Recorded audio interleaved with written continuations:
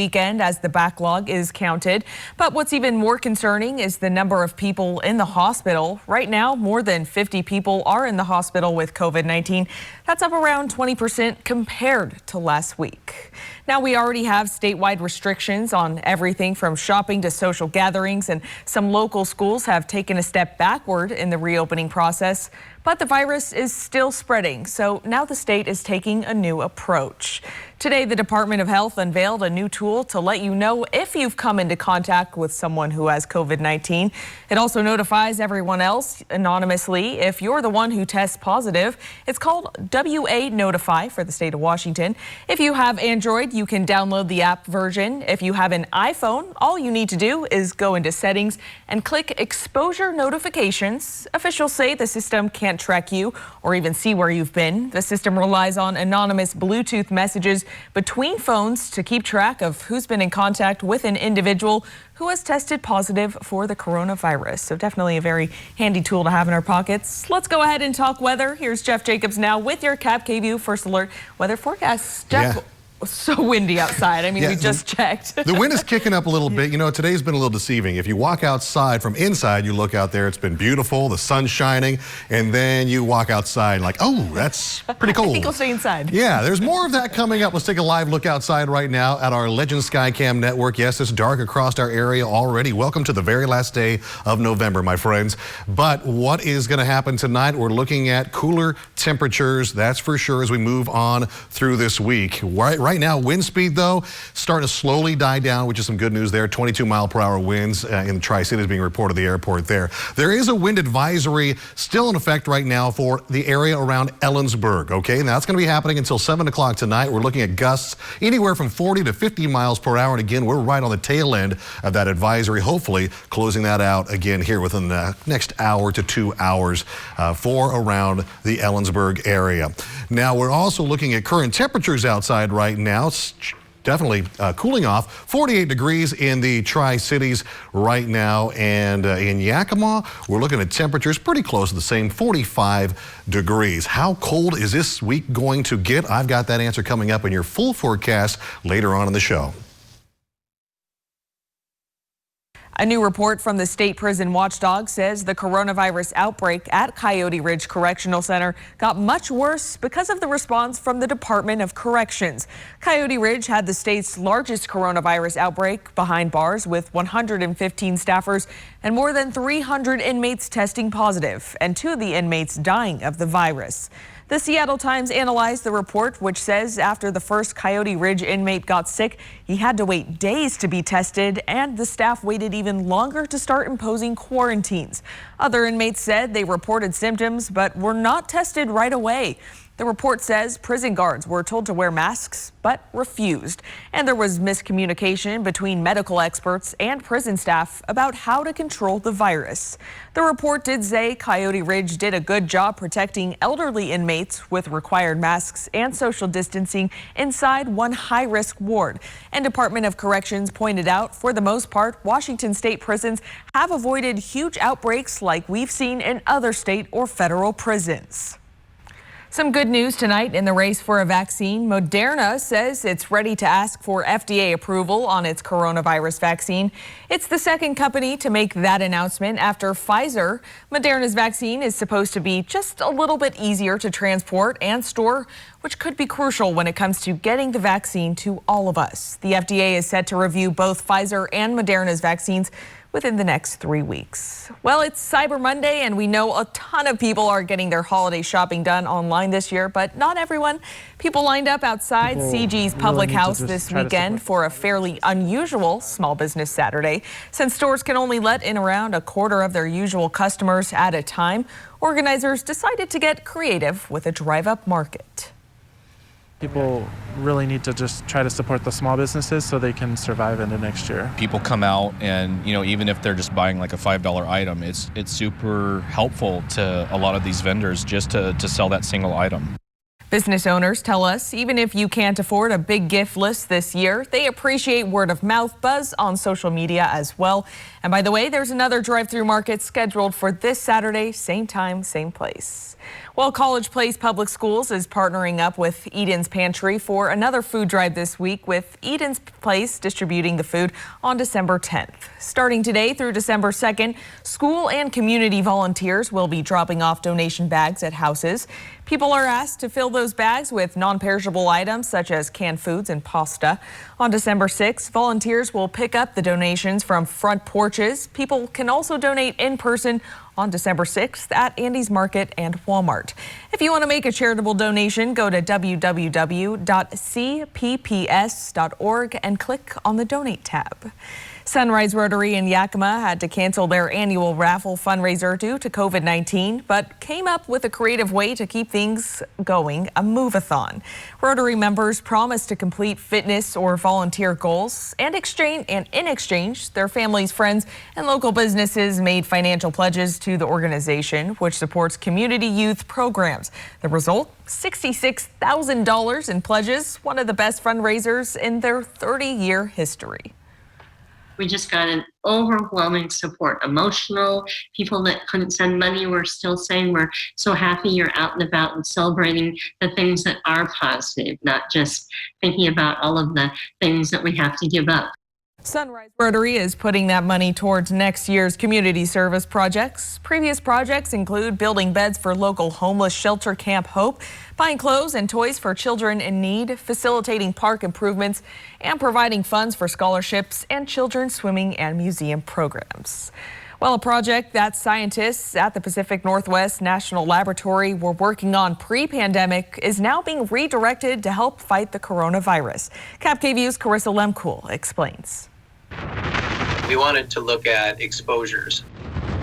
I had developed a new technique for analyzing exhaled breath. One of the goals was to look at firefighters fighting wildfires. Before COVID happened, that was one of the biggest stories. But following in the footsteps of many industries once the pandemic hit, We pivoted nearly instantly. from analyzing the breath of firefighters, looking at how the conditions affect their immune system, to analyzing the breath of COVID-19 patients to learn more about the virus, partnering with Cadlec to collect data from those recovering from COVID in their ICU. When you're on a breathing machine, you lack that humidification process.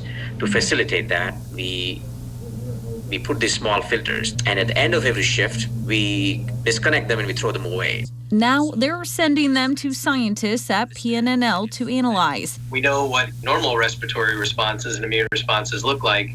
What is different about COVID? And that's where something called proteomics comes in. They extract what's sticking to that filter and look at the proteins, essentially getting a clearer picture of the sick person's immune response. How are the lungs responding to this infection? If we can tell what's unique about this response, then we can figure out things we can do to blunt that response or treat it in other ways. We were in the middle of this pandemic and with minimal understanding of this disease. If we do come up with some results, it adds on to the growing knowledge of understanding this new disease. So as a physician, that is the most exciting part to me. In Richland, Carissa Lemkuhl, KapKVU Local News. Carissa, thank you so much. Well, a few weeks ago, KapKVU Local News, along with Eminent Roofing, asked you to nominate someone who really needs a new roof. Well, the folks at Eminent looked through all the entries, and it was a really tough choice, but they decided on Angelica Sotelo.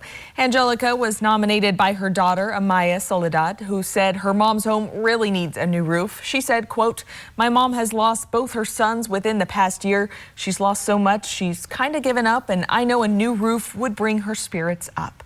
Eminent Roofing will be working with Angelica to get that new roof installed as quickly as possible. And thank you so much to everyone for all the nominations, and to Eminent Roofing for donating a new roof to someone who truly needs it.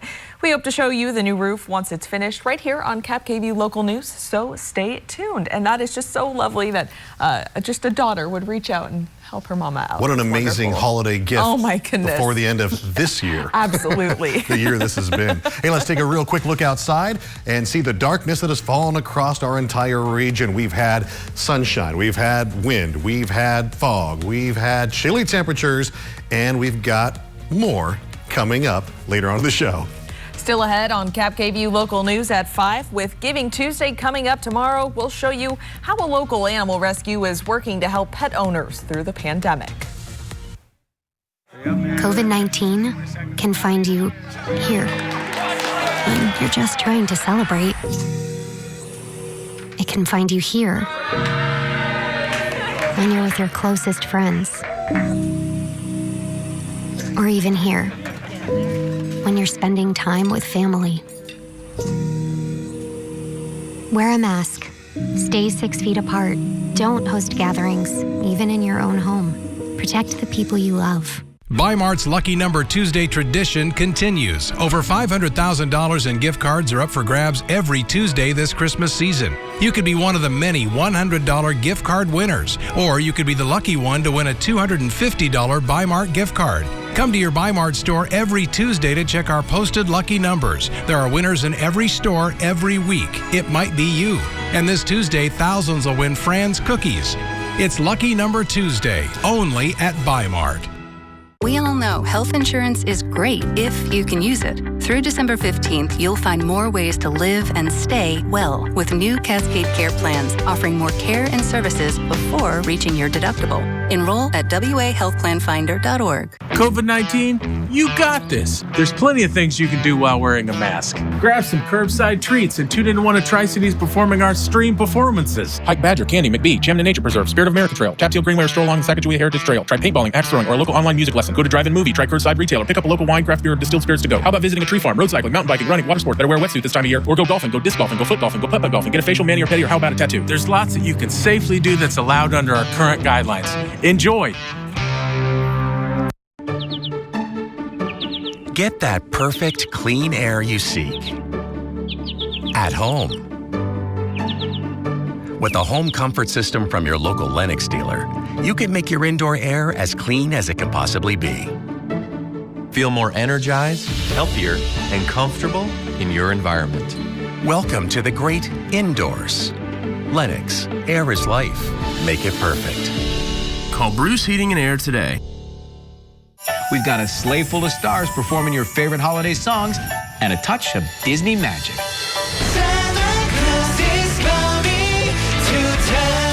The Disney Holiday Sing-Along tonight, 8/7 Central on ABC. How would COVID vaccines work in your body? Well, I have 60 seconds to tell you 3 things you should know. Ready? Number 1, getting the immune system in shape. A vaccine is basically a training session for the immune system. Vaccines teach the immune system to look for the key features of a virus. So, when a virus does show up, it's ready to fight it off. Number 2, vaccine, meet virus.